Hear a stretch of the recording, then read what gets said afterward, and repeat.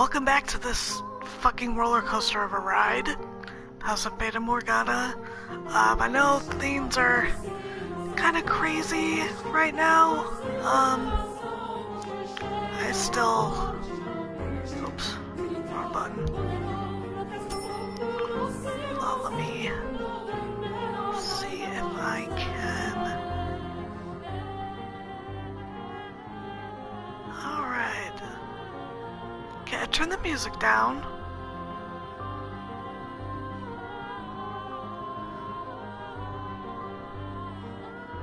Hopefully... Hey, Rox! Is this better?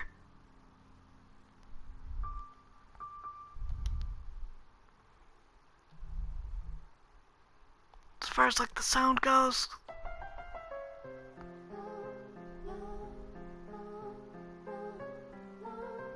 Okay, alright, so it's not too quiet. Or I'm not too quiet, the music's not too loud. Alright, cool. Cool. Yeah, I know you've been waiting for this, so we're gonna go ahead and just dive right in. So, where are we? What is going on? Last time, white-haired girl tried to kill, Mel, and she confessed the truth of, you know, why she was trying to kill him and everything. Like, her dad used to work for them, and he got, exiled, I guess, like, fired, and his reputation was pretty much just tarnished, and they had a hard time, you know, making ends meet, and life was really rough, and so, you know, she wanted to get revenge, but she ended up falling in love with him, and it was so sad, and, yeah. And Nellie is having to get married, which she is not happy about. So that, I think, is where we are. Yeah, I think that's where we're up to speed with, so, okay. Try to make a, I guess, a douchey voice for this guy. I don't know if I can, though. I'm gonna try. Now, Nellie, you love the theater, so don't look so cross. Nellie was out with a man other than her brother that evening, a rare sight indeed. And she was quite clearly in a foul mood. I will not stand for this. That I should have to marry a man as disagreeable as Arthur. It's unthinkable. The young man at her side was Nellie's fiancé, selected by her parents. On any other occasion, she would have snubbed an invitation from any man who was not Mel, but she had little say in this matter. She was, for lack of a better word, forced to go out with him. And oh, how furiously she had fought against it. She had shoved aside the Abigail trying to fasten her corset, locked herself in her room, and sobbed for quite some time. It required the combined efforts of several of us to get her ready and out the door for her date. Come now, you should at least pretend you are enjoying yourself. Or do you want people to think we don't get along? Do we get along? Well, I want to, for what it's worth. Okay, so maybe he isn't that much of a douche. What it's worth to you is my name, not me. Are you really going to be like that? I went out of my way to take you to your favorite play. The least you could do is be a little kinder to me. What was it called again? Romeo and Juliet? It's been running for 6 or 7 years now. A family like yours or mine could pay to have a brand new script written. So why should we have to see an old play at a theater full of commoners? Okay, yeah, he's a douche. It may be private, but even so... I would rather just have a show put on at my estate. Stop talking already. Why should I have to marry someone like you? I have absolutely no desire to marry you. Whatever it takes, I will put a stop to this. I'll talk to Father as many times as I must. Please don't make such a scene. It's shameful. There are people around. Remember, you represent your family.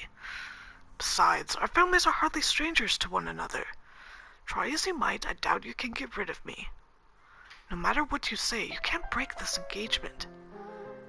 You don't.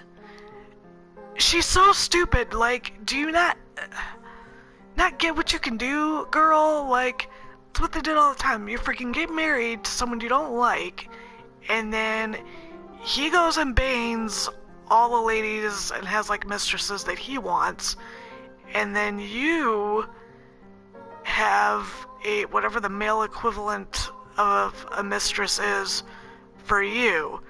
That's how marriages of convenience work. But, well, she's young and dumb, so I guess she doesn't quite get that.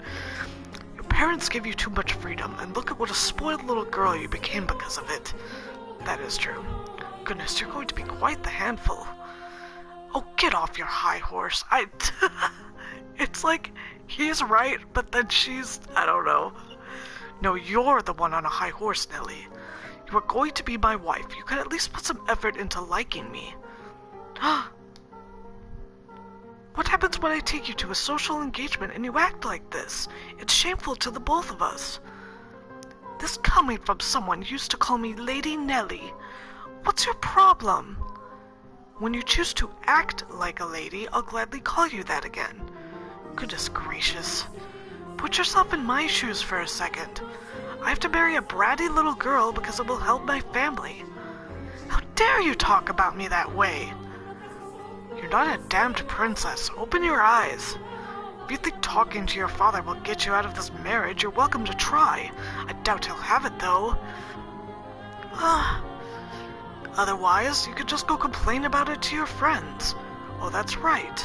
As far as I'm aware, you don't have any friends. Oh, that's mean. Enough! As you wish. This is so frustrating. Why should I have to listen to this jerk mock me? I have Mel. I know. If Father won't listen to me, I'll ask Mel to talk to him. Mel will be able to convince him. Come on now, your favorite play is about to start. Maybe you should face forward. Enjoy it while it lasts. You won't be talking down to me much longer.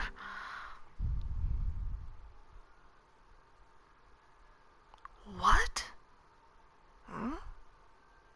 Is that... Wait, Nellie! Get back here! What is that damn child's problem? I didn't give her permission to leave. Okay, fuck you, dude. Father will be sure to hear about this. I cannot have the Rhodes making any more of a fool of me.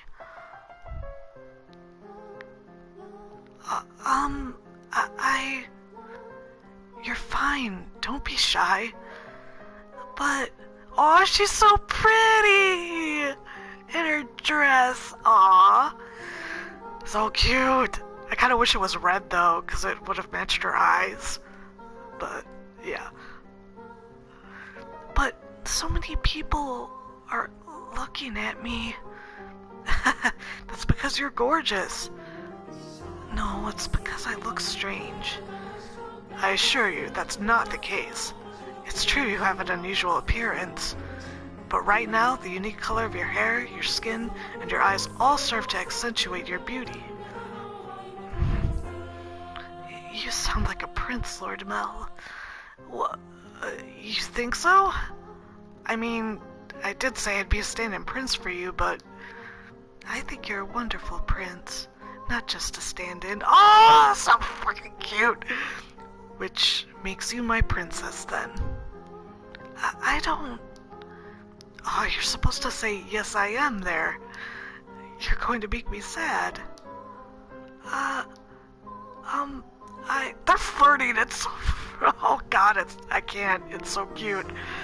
I guess I'll... Oh, wow, I guess I'll just have to keep working at it until you submit. Ooh la la. I'm sorry. It's just so freaking cute. Oh, hey, the play's about to start. What am I supposed to be doing? Nothing in particular. Just sit back and enjoy the show. Oh, but there is one thing. Yes? If I start dozing off, can you maybe wake me up?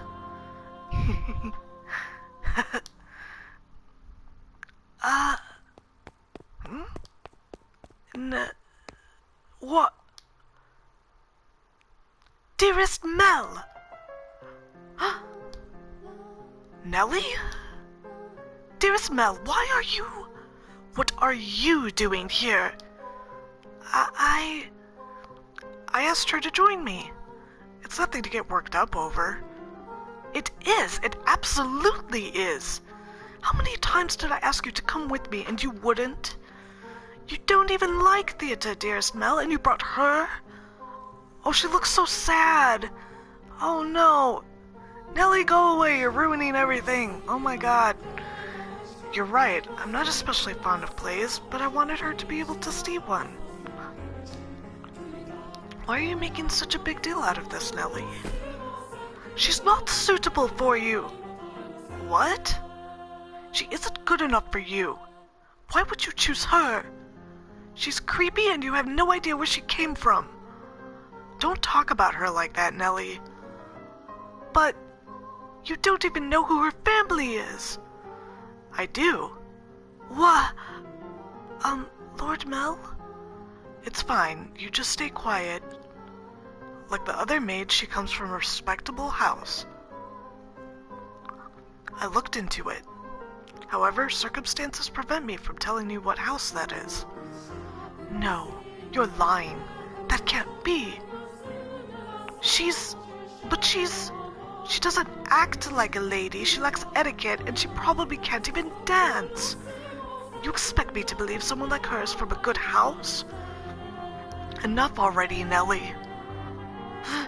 But Mel yelled at me. You have my word. You don't have to worry about her. So please, stay out of this, Nellie. It isn't any of your business if I spend time with her, is it? But dearest Mel... You need to stop hating all over me, Nellie, and find someone for... Wait. What are you doing at the theater? Are you here alone? Oh, yes, dearest Mel, about that. I have a favor to ask of you. I'd been wanting to talk to you about this since yesterday, but I haven't seen you at all. Settle down, Nellie. What is it? Father had me engaged without consulting me. And he picked Arthur, that disagreeable little... Oh, right, that. I already know. What? I heard it from Father. That reminds me, you didn't show up at breakfast this morning. I see now. It was because of your engagement. Dearest Mel. Is that who you're here with today?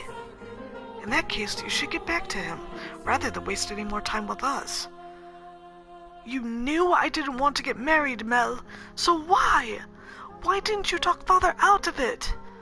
Because it's your time, Nellie. If there's someone else you'd rather be with, then, well, you could try persuading Father, but... You're the only prince for me, dearest Mel. And a prince always grants his princess's wishes. Doesn't he? I just want you to say you'll do that for me, dearest Mel. Lady Nellie. You stay out of this. It's all your fault. It's all because you showed up and played your little tricks on him. I warned you about this rat, dearest Mel. She is not suitable for... I told you, I'd had enough already. Oh, bitch. Bitch slap. Bitch slap. How much longer are you going to continue acting like a child? I can deal with you being a spoiled little girl, but how dare you be so derisive to someone else? Mel hit me. Lord Mel. Go on, the show's about to start. People are giving us dirty looks. Return to your betrothed, now. I will apologize to him afterwards as well. You said you would always be by my side. That you would always be my prince. The time for make-believe is past, Nellie. No, I refuse to believe it. I will not have it. Nellie! My goodness, that girl. Are you not going to go after her, Lord Mel? No, just let her go. The only place she even has to go is home. I just wish she'd start acting a little more like an adult. I imagine Lady Nellie is simply... She what? No, it just wasn't my intention to get between you. Don't blame yourself. It's not your fault we had an argument. But you two are so close. Well, yeah, we're siblings, so we're close, but nothing more. I do care about Nellie, and I enjoy spending time with her, but she's my sister, nothing more. Anyway, sorry for making such a scene. No, I imagine she left her betrothed behind without saying anything, so I'm going to go apologize to him. We have to keep up appearances. Stay here, I'll be right back. Very well.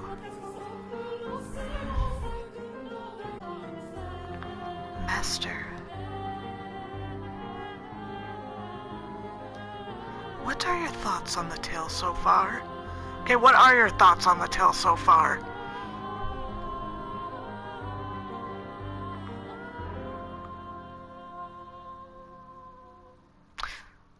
I have a great feeling of dread, personally. But I also know what's gonna happen, so I'm just like, But yes, please, share your thoughts. So, be I'll say, but I don't know. I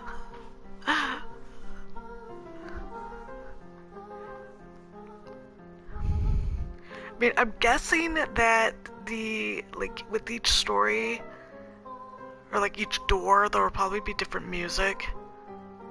But the art's pretty, it's very intriguing. Been sat here working on fan art, getting references without spoiling myself. Yeah, if you're getting refs while I'm reading this, that's good, because I haven't looked up anything about the game other than being recommended by a friend of mine to play this. So other than this door that we're doing after this tale is over, I have no idea what happens next. So but anyway, we will continue. Which of the siblings do you think was in the right, Master? The brother or the sister? Oh my, I apologize for the abrupt question. Did I startle you? What do I think? Yes, I believe Mel was probably right. I agree. I do believe Mel was absolutely right. Because acting like that's fine when you're 6 years old or something like that. But once you're getting into your teens, you being that attached to your older brother like that is not healthy at all. She needs to be making friends with girls her age. She needs to be, flirting with guys that aren't her brother. It's a whole thing. He was also surely happier than her. As Mel had anticipated, Nellie fled from the theater, leaving her fiancé behind. She forced her way into a carriage stopped outside, probably one called for a different nobleman, and ordered it to take her home. Mel's assumption was correct. The only place she had to return to was the mansion. The sun was beginning to set, and as a young lady, she could not simply go wandering through town alone. Nor did she have any acquaintances to take her in. Her world was, in essence, composed of two elements: her brother and the rose garden. They were the light of her life at Rose Manor. She needs to get out more. She lived a very isolated existence. I wonder why. 'Cause he's going to, the church and other estates for schooling and stuff like that. So I wonder why she's being, cloistered like that. That's a little weird to me.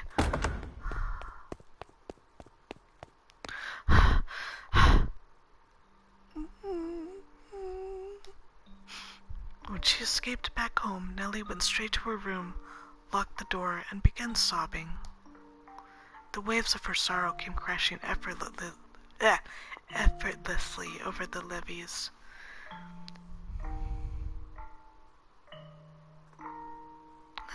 Hold on one second.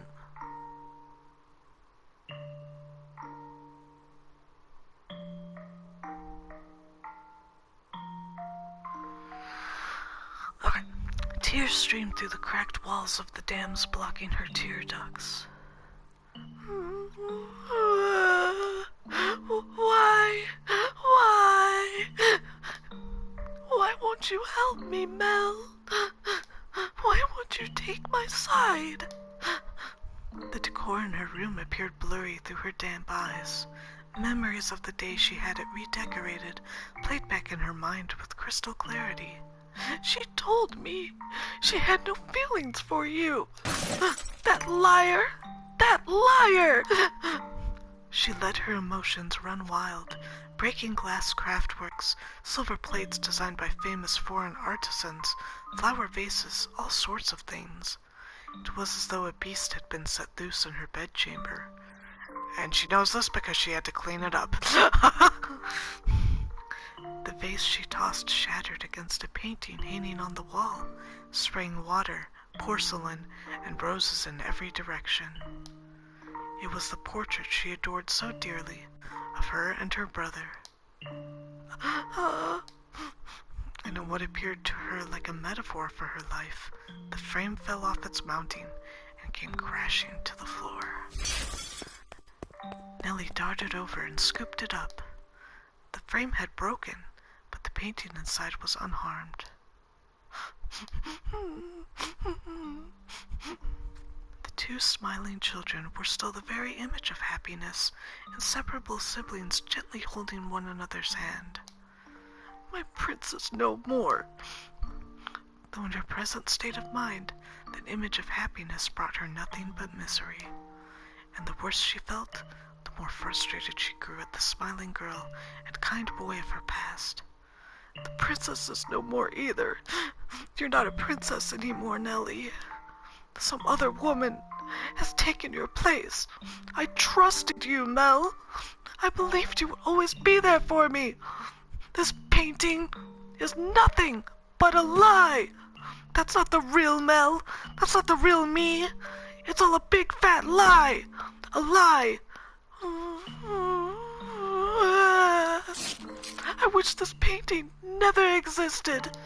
That it was never made. That I never had a brother. This painting. In a fit of emotional distress, she scratched feverishly at the painting she once considered precious. She put more force into her fingers than she, or perhaps anyone, might have imagined she could. Flakes of paint began falling off the canvas, and in time she noticed something peculiar. Huh?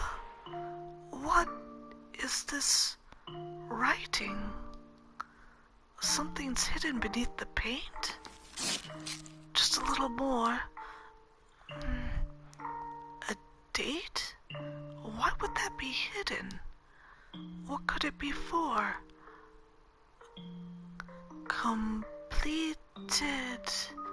Completed. May 1587. 1587? She read aloud the faded, scratched-up handwriting. After staring blankly at the text for some time, the color in her face began to drain. What is this? That just gave me a horrible feeling of foreshadowing. Oh boy. Buckle up, dude. Buckle up, because this shit starts like now. What is this? How could this have been painted 16 years ago? I wasn't even born yet then, and Mel would have been just a baby. Is this not me? Is this not Mel? There's still more writing. Urged on by her rapidly pounding heart, Nellie furiously scratched away at the painting. Even as her clean pink fingernails were soiled with fragments of paint and blood, she did not stop. She was so overwhelmed by trepidation that she could not stop. She had a horrible premonition that something was about to happen, something indescribable, incomprehensible. This is how I envision your son and our unborn daughter might look several years from now. Your son and our unborn daughter. So this was a painting of the future. Then it really is of me and Mel. No, use your head, stupid. I'm only 14. 16 years ago, I would not have even been inside Mother. But then who is this? Who is that holding Mel's hand? Who is that with my brother? More, there has to be... ow! I found it. There's more writing. I have to know what this is. Calm down, Nellie. It's nothing to get worked up over. I'm sure it's nothing. Calm down and read.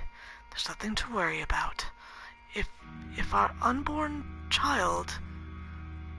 This is what the writing on the painting said. If our unborn child does not have your hair color, then you will probably not be able to take her in as your own. I will be punished and my life made miserable. And so I pray that this child might have flaxen hair.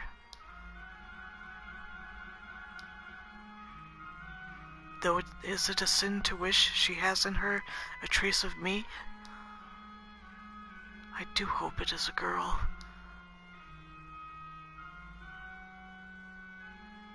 What am I reading? I don't get it. That's what? Someone tell me, what does this mean? Painting from 16 years ago. Hair color. Sin. I do hope it is a girl.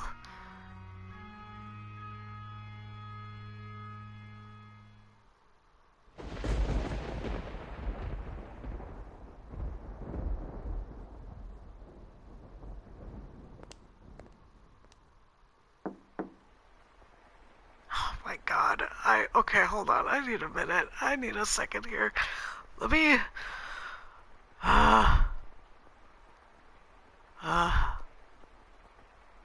hold on. I'm gonna take a swig of wine really quick for this, because okay, yeah, hold on one second. I'll be right back. I'll be right back.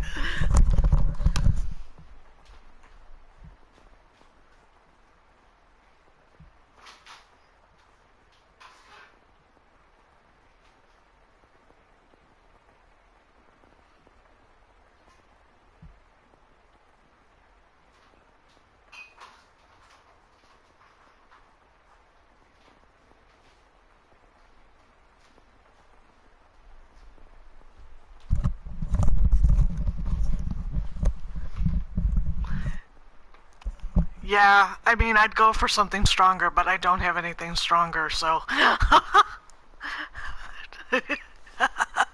Sat here dying and you get wine. I need the liquid courage, okay? Yes? It's Nellie. Let me in. Lady Nellie? Oh, you changed out of your dress. That's a shame. It looked nice on you. It really did look so nice. Almost like you were a princess. Lady Nellie? Say, I've got a question for you. Do you mind? By all means. What color hair did your father have?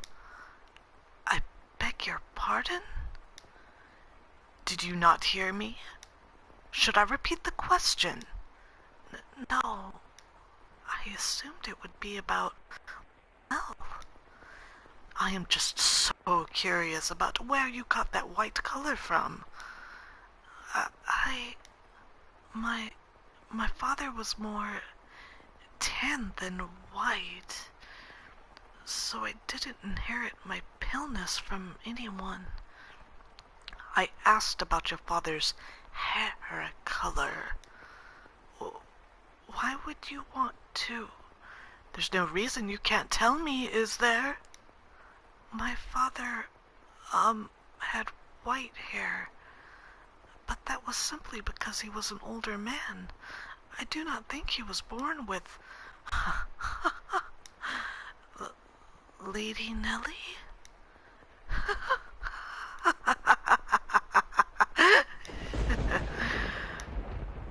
Hey, guess what? I figured it out. I figured it all out. Oh. And it was so simple. There's only one difference between you and me. The thing that Mel fell for is... Why do you have those? No, stay back!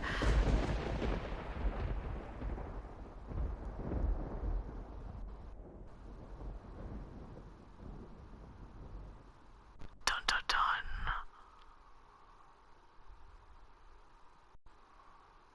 Dun dun dun. We have finally reached this point in the tale, Master. If your memory has been refreshed, then we can return to the mansion immediately. Very well, then. If you insist, Master, we shall proceed with the story. It was a stormy night, much like the one the white-haired girl had first arrived on. Insanity? I didn't write this, okay? Don't be mad at me. It was quiet as a crypt in the mansion, not a single light visible in the halls, in the darkness. Blah, blah, blah, blah. The house sat in wait for the sun to peek out over the horizon. The darkness is, generally speaking, something that rushes by like a gust of wind as we sleep. The flaxen-haired young man too lay in bed. You brought me here. I did. I'm so sorry. The flaxen-haired young man too lay in bed, pale blue moonlight sporadically streaming through the gaps in his drawn velvet curtains as he attempted to submit to slumber. He was having difficulty drifting off, but as time trickled onward, he drew closer and closer to the arms of Morpheus.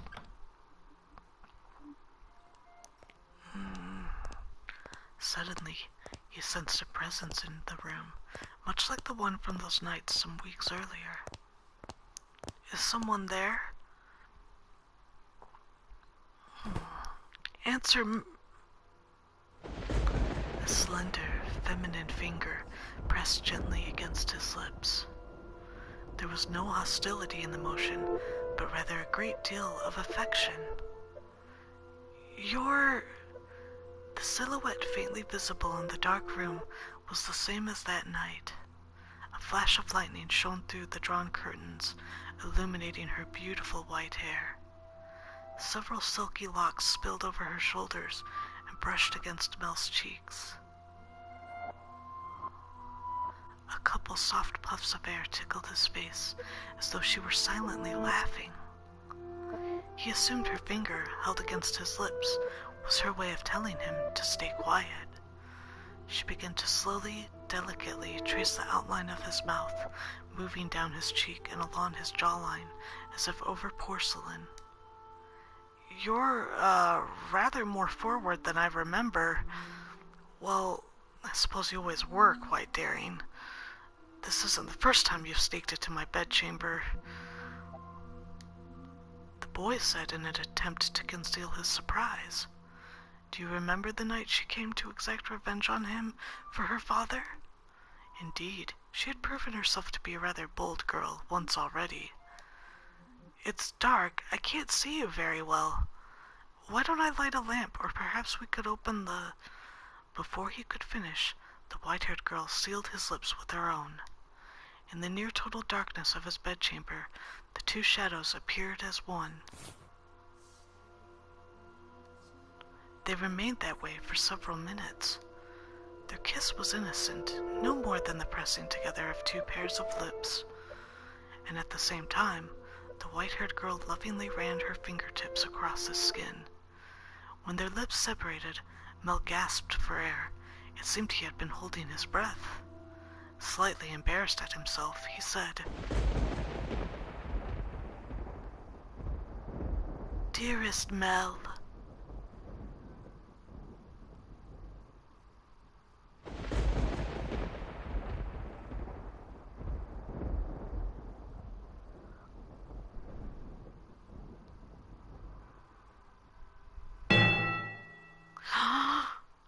Nothing.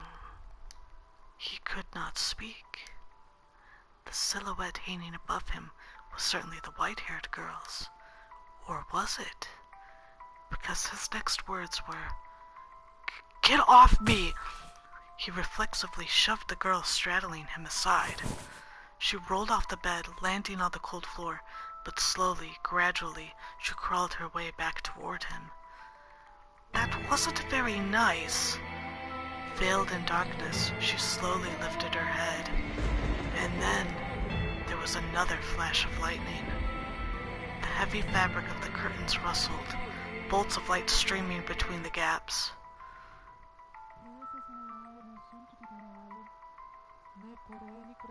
Her flaxen irises glimmered, though in the bluish-white light they took on a twinge of almost golden glow. "No need to be so rough. This isn't the first time she's visited your bedchamber. Is it, Mel? Or did I not kiss you the same way? Tell me, how does she run her fingers along your skin? What does she do when she nuzzles up to you? Stop! Stop this madness, Nellie!" "I know, oh no, yeah, oh no was right. Why would you do this?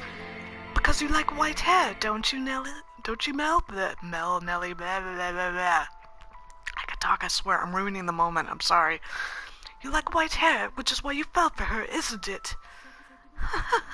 So if I have white hair, then you'll fall for me too. Then I can be your princess again, dearest Mel." What are you even talking about? He could not escape from her, from his sister's piercing gaze. Why? What happened? How could she? Questions crashed into the young man's mind like waves in a stormy sea, but none of them found answers. They simply caused him further perplexity. Your hair. What happened to your hair? How did you get it that color? Oh, this?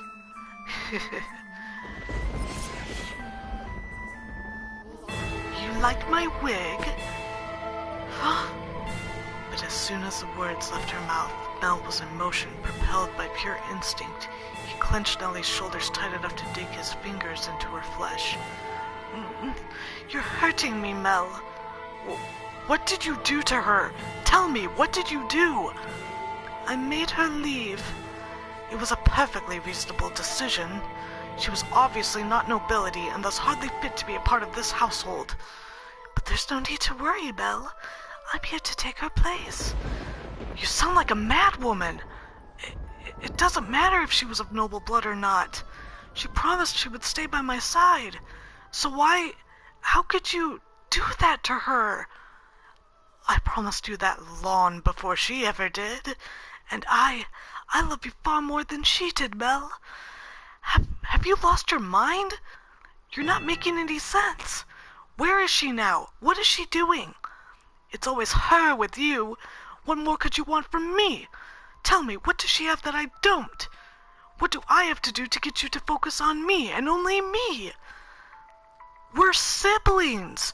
Don't you understand what you're doing? Oh, I understand it quite well. Far better than you do, dearest Mel. I even know that a former queen was executed for it. But if we don't get caught, there's no problem. Nellie, are you saying you've always felt this way about me? Oh my, you didn't notice, dearest Mel? You truly are a dense one. I guess romance just isn't your strong suit. But you've noticed now, haven't you? You know exactly how I feel about you, right? Quit it. Enough. Don't say anything else. Stop. Stop having these insane feelings for me. It's disgusting. What are you laughing about? Poor Mel, content in your complete ignorance. All right, I'll tell you everything. Mel, you can only love blood-related women. Huh?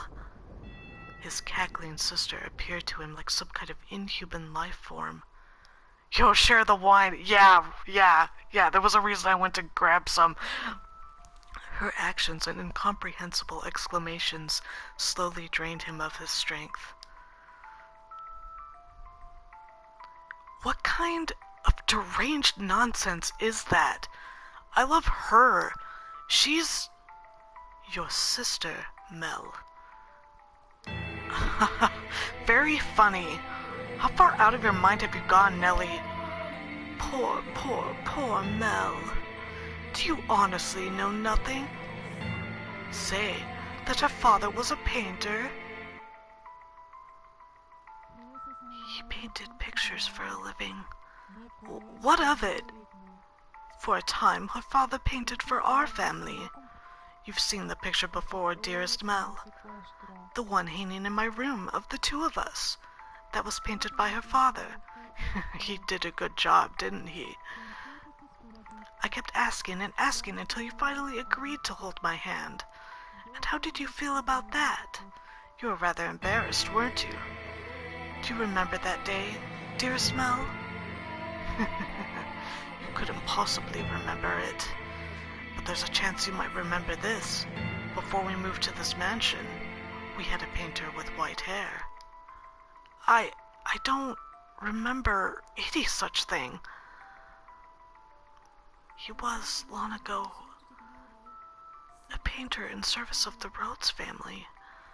But that painter did something very, very bad, and because of that, he couldn't remain a part of our household. Do you know what he did, Mel? He lay with Mother. My father was chased from your house. If the child had been born with flaxen hair, then the painter would not have been thrown out. The baby would have been accepted as part of the family. But that wasn't how it turned out. The child had white hair. She didn't look at all like she carried the Rhodes family blood. But see, Mother had me. That I'm here is all the proof you need. The girl born 16 years ago didn't have flaxen hair. Up until his last breath, he was only ever concerned about me. He held me in his arms and ran his hands through my hair, an apologetic look on his face. You're talking total nonsense. What proof do you have? If you want to see it, I'll gladly show you. The artist left a message in the painting in my room. Tell me, am I truly wrong? What did that girl tell you? You're lying. What part of it is a lie, Mel? Everything I'm telling you is the truth. Why don't you go ask Mother? I'm sure she would throw quite the fit. Mother wouldn't... The mistress did not send me away when she saw me. Quite the opposite. She took me in as a servant. It never made sense to me. Why would she hire a maid she knew nothing about? Someone who just showed up at the door one day. And when I asked Mother to make her my maid, she stubbornly refused. From a good house? Don't make me laugh. If she were really nobility, she would have given us her name. But Mother was so desperate to cover up her mistake. That doesn't make any sense. I don't believe a word you're saying. It couldn't possibly be true. Wouldn't it be nice if you could bury your head in the sand? But Mel, feigning ignorance is a sin. No! I refuse to believe it. Not a chance in hell. You just don't understand anything. How I feel, how much I've suffered. Do you have any idea how long I've loved you? Knowing that you would never accept my affection? But then, fancy that. You fell in love with your half-sister. Then I should qualify for your love too. Shouldn't I, Belle?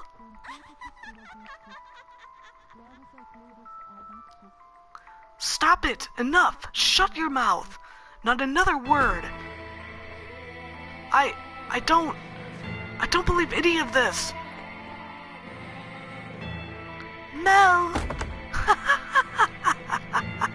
I know you'll never love me. I know there's nowhere for me to run. Say, when we were kids, was that really me? Was I really by your side, Mel? If that painting tells the whole truth, I was never once did I get to be your princess. Not even once.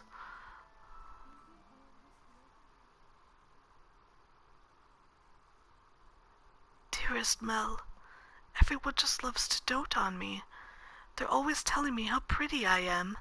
Mother does, Father does, and all the maids do too. I can do anything I want. So for me, acting like a spoiled child is the only form of rebellion I have. I don't have the kind of freedom you do, Mel. I'm just a doll for the family to play with. When I have visitors, it's only ever for show. So it's not my fault that I don't have friends. Dearest Mel, you're the only one who's ever cared about me more than anything in the world. Dearest Mel, I always knew how I would react if you fell in love. I would cry my eyes out. I would envy her to death. I would get angry as a bull. But eventually, I would have given up. I knew I could never have it my way after all. That my feelings would never bear fruit. So why did she have to be your sister? Tell me, why?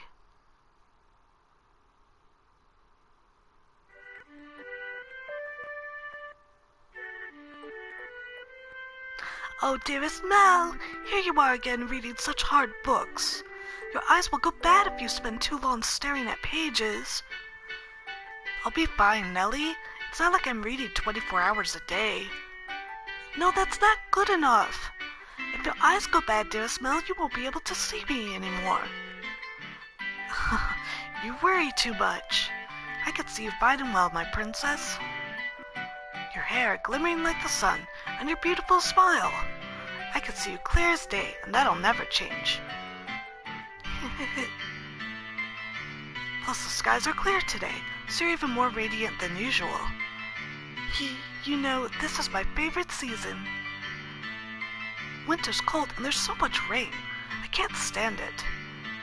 But as it gets closer to my birthday, the clouds go away. And I just adore the sun. Ah, yes, it's almost your birthday, isn't it? Have you decided what you're going to ask Father for? Not yet. I want pretty dolls and shoes with sparkling gems. And I also want a pretty dress, like the ones Mother wears. Oh god, the fucking background. A list that long is asking a bit much, even for Father. But dearest Mel... I already have what I want the most. So the truth is, as long as I have that, I don't need anything else. Oh? And what would that be? The hairpin they bought for you the other day? Or maybe the song they had written for you last year? None of that, dearest Mel. Huh. Then what could it be? Now I'm really curious. What is it that's so valuable to you? Oh god, the fucking background. That's a secret. Girls have so many secrets, I just don't know what to do. Say, dearest Mel, would you run your fingers through my hair? Just for a little bit. What's gotten into you, Nellie?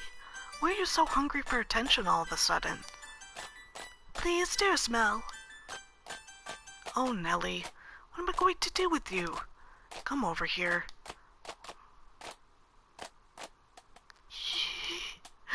And I want to sit on your lap. Yes, yes, as you wish, my beautiful, beautiful little princess. Say, dearest Mel, what is it this time, Nellie? Right now, I'm so incredibly happy.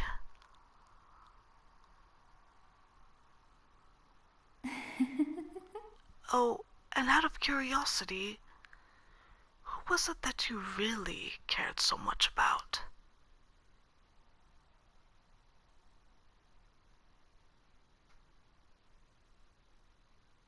And that's what nightmares are made out of. In a fevered frenzy, Mel fled from the mansion. Even in early summer, the night was cold, and to make matters worse, raindrops pelted him from head to toe. But that caused him little discomfort, for a far greater maelstrom of pain rampaged within his breast. At night, the town took on a different appearance. Not simply for lack of illumination, but the people active within it as well. It was not a suitable place for a young aristocratic man to go wandering unattended. The darkness is not only the abode of devils, but of beggars, thieves, criminals, and all manner of things undesirable. But despite that, he continued to run, knowing not where he was to head. He simply went where his feet took him, and where he arrived was the church. Father! Father! God should be able to offer me counsel, to answer all my questions. About that painting, about her, and about Nellie's feelings. Not her lies, but the truth. Please, open the door! Open the door! But as you might expect, the door was locked, and the priest showed no sign of responding to his calls. The sound of the pouring rain drowned out everything else. His head drooped feebly. He looked like a helpless little calf who had wandered, alone, onto a dark, precarious mountain path with no end in sight. Why won't anyone tell me the truth? All I want is for someone to tell me it's not true. Have I sinned? No, I didn't know anything. I didn't know. No, none of it's true. So I haven't done anything wrong. I am not at fault, am I? Nevertheless, his sister's claims and her laughs continued to echo within his head. If he truly believed it to be false, he would have gone to look at the painting. That he could not was an indication that uncertainty had a stronger grip on him. Fragmented images of a white-haired painter fluttered through the back of his mind, but he desperately shoved them aside. What good is the church? What good is theology? What good is God? What? Something moved near the boy. It stood immediately behind him and grasped his light dressing gown. He had been so consumed in his own world that he had not noticed the person's presence until they were close enough to touch him. Who are you? Standing there was a beggar dressed in tattered rags. He's still begging at the church? The hooded beggar tentatively extended his hand toward Mel, pleading for relief with sad, slender fingers. Were he a generous young man, Mel would have given the beggar something. Were he generous, of course. Lord... Get your filthy hands off me! I don't have a damned thing to give you right now. Don't you dare touch me!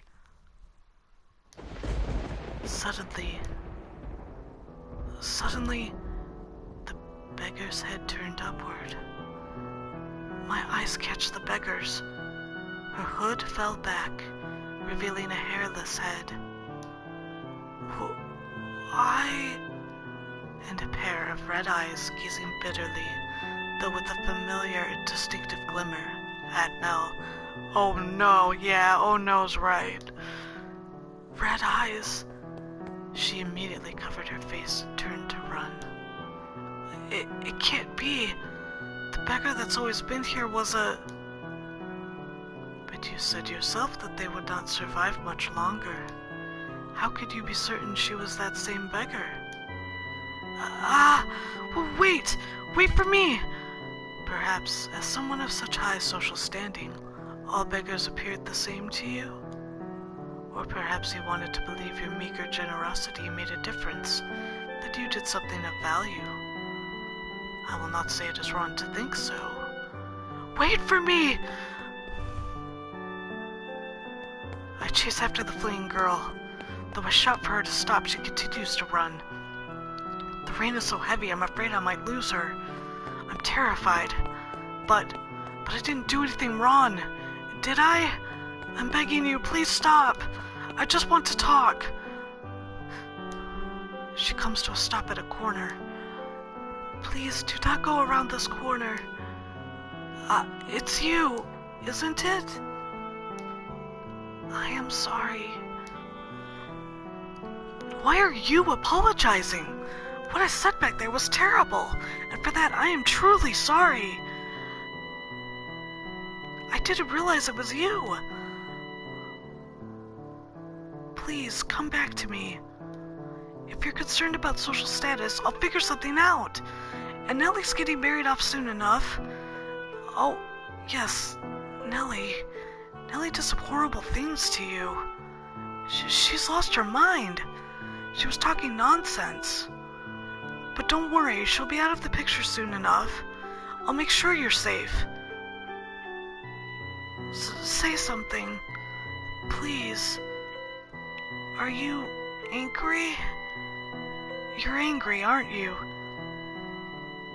I am not angry at you. I am not... Did you know everything?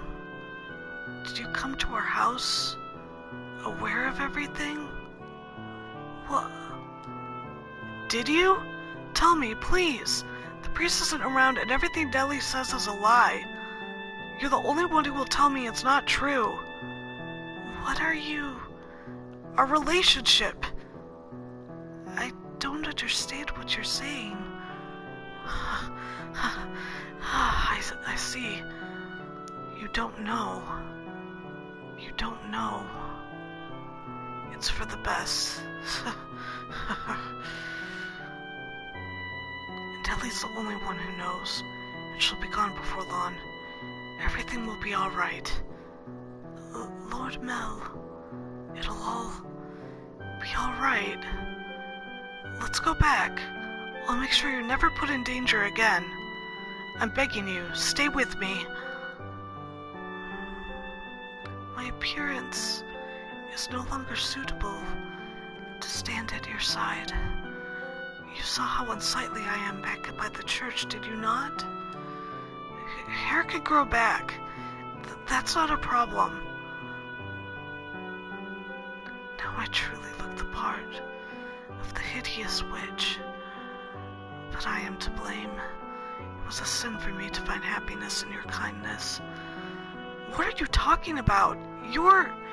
My sin was falling in love with you. Not what happened to my father, nor how we had to spend our days. There's no sin in that. We have our whole lives ahead of us, don't we? With enough time, this whole tragic mess will be behind us. Things will only get better from here. I'll be your prince, like the one who took the girl to see the outside world. So please, give me your hand. Come to me. Don't leave me all alone. I need you by my side. Please. I extend my hand around the corner. I sense her hesitating beyond the bend. I'm begging you. I can't see what's on the other side, but a vision of her reaching out to put her hand in mine wells up in my mind. But that story never had an ending. What? She doesn't take my hand. I doubt the girl ever wrote that letter.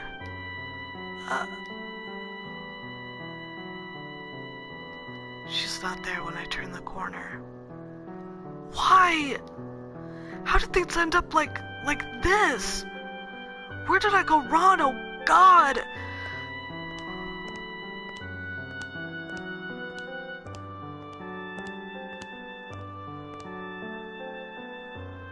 Your error was likely your kindness. Thoughtlessly, haphazardly, spreading your generosity.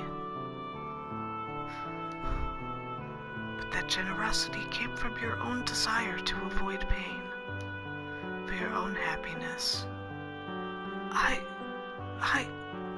What should I have done? I can't take this. Everyone was happy. Nellie used to laugh and smile. She once meant the world to me. How did things end up like this? It's not my fault. I didn't do anything wrong. If you pretend like nothing happened, then perhaps they can go on smiling in your head. But regardless, you must follow the path you tread. It is your path alone.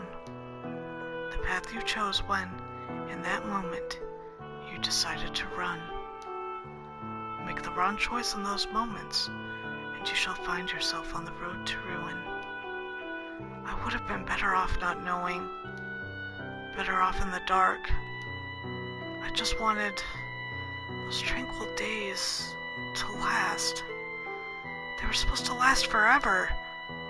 At some point, your childhood must come to an end, and that ending may not be the one you anticipated. I can't stand this world. You yearned for a world that would treat you with kindness. What should I do? What should I have done? Someone, please, help me. You should return now. If you spend too long out here, you are liable to catch a cold. Now, let us return to our own time.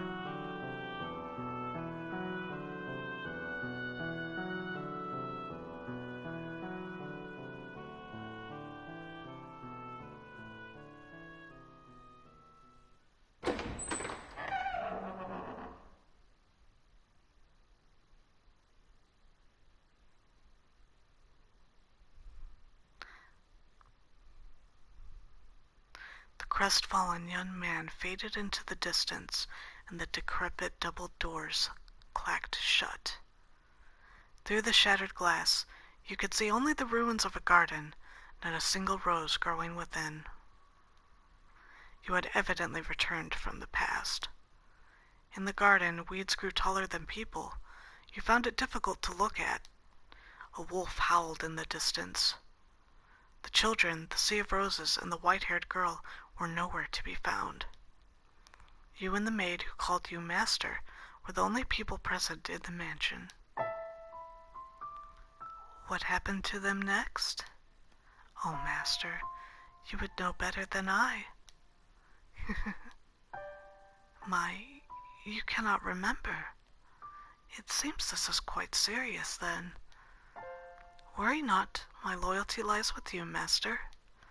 The mansion has witnessed more yet. Let us make our way to the second door.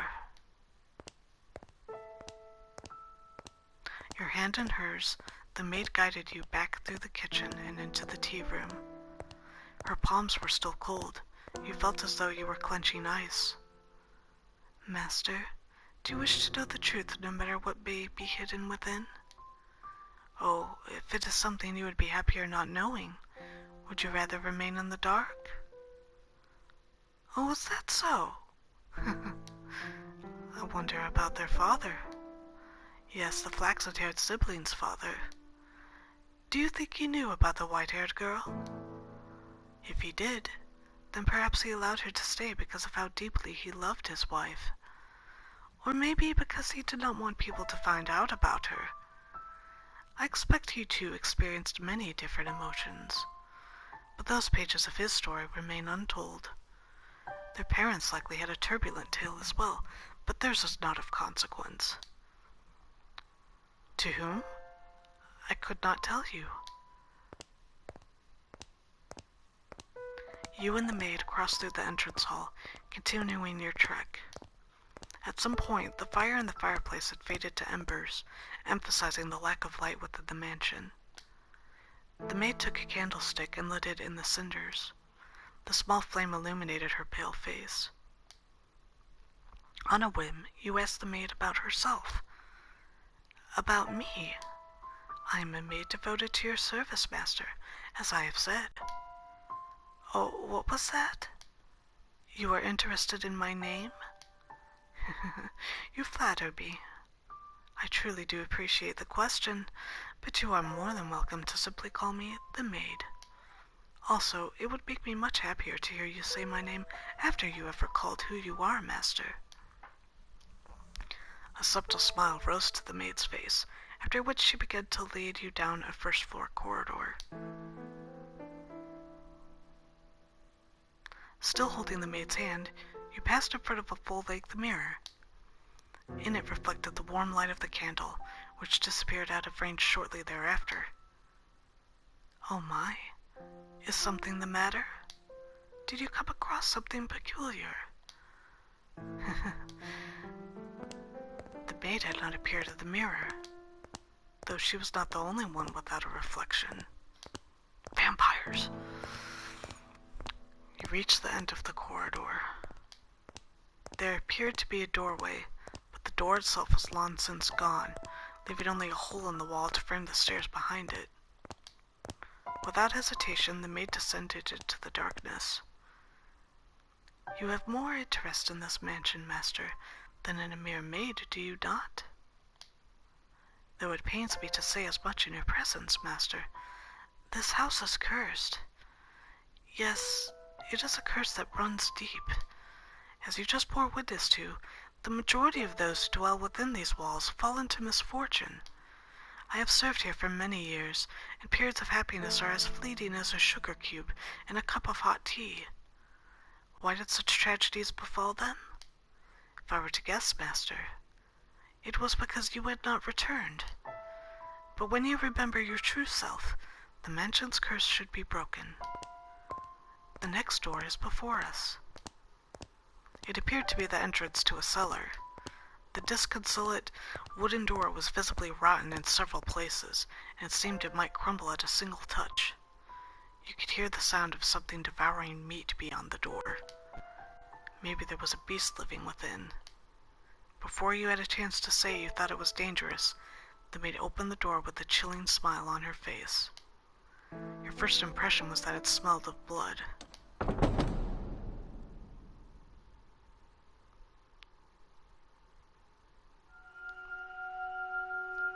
The second door. 1707.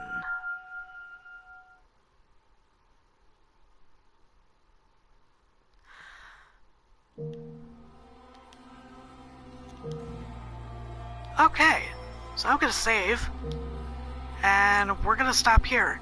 So the next time I play this, we will start with the second door, which is gonna be interesting because this is as far as I got when I started playing this initially.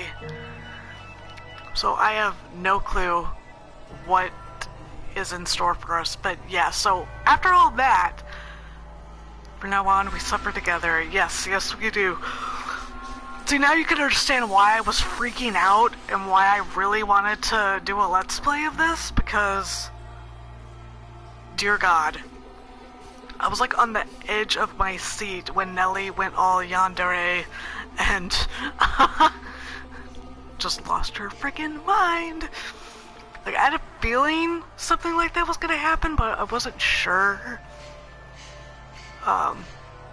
Like, it felt like it could go either way, but yeah. I have a feeling, because that was just the first door, I have a feeling it's going to amp up the farther into this we go.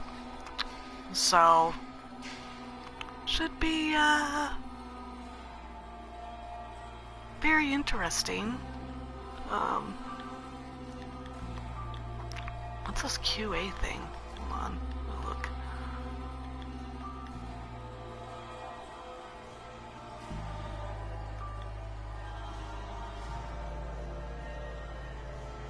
There's nothing there.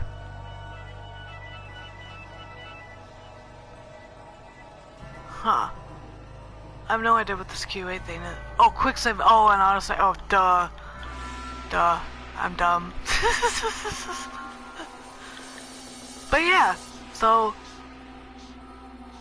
what do you think so far? Are you enjoying this?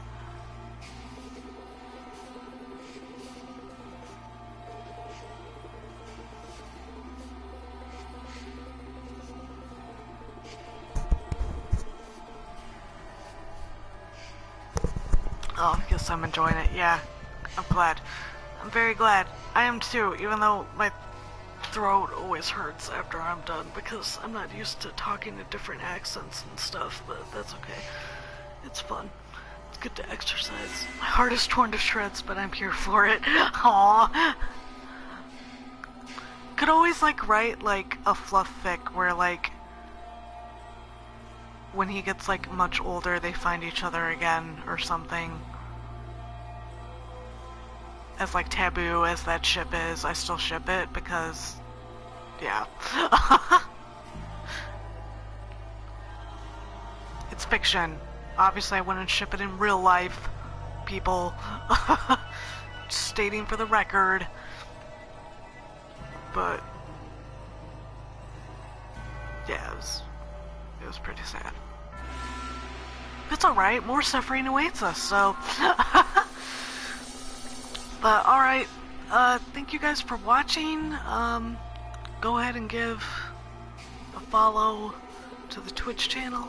I will be putting this on YouTube as well, so you can go ahead and subscribe, comment, like, and the other videos will be on there too. You can also check out my Patreon at patreon.com/insanityizgood if you'd like to support me.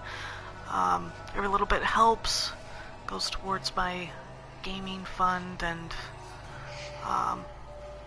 but honestly no pressure with that right now, as you know, with everything being like it is, with the virus going around. So hope everybody stays safe, stays clean, and we all do our part. Stay optimistic. We will all get through this and see the other side. For too long, this will be just a bad point in history, like polio, you know? So that's how I'm trying to view it, so that way I don't have anxiety attacks all day, every day, so. Alright, I love you guys. Take care. Please be safe out there. And I'll see you next time. Bye. Good night. Ooh, wrong button. Oh my god. Okay. Have a good one, guys. Good night.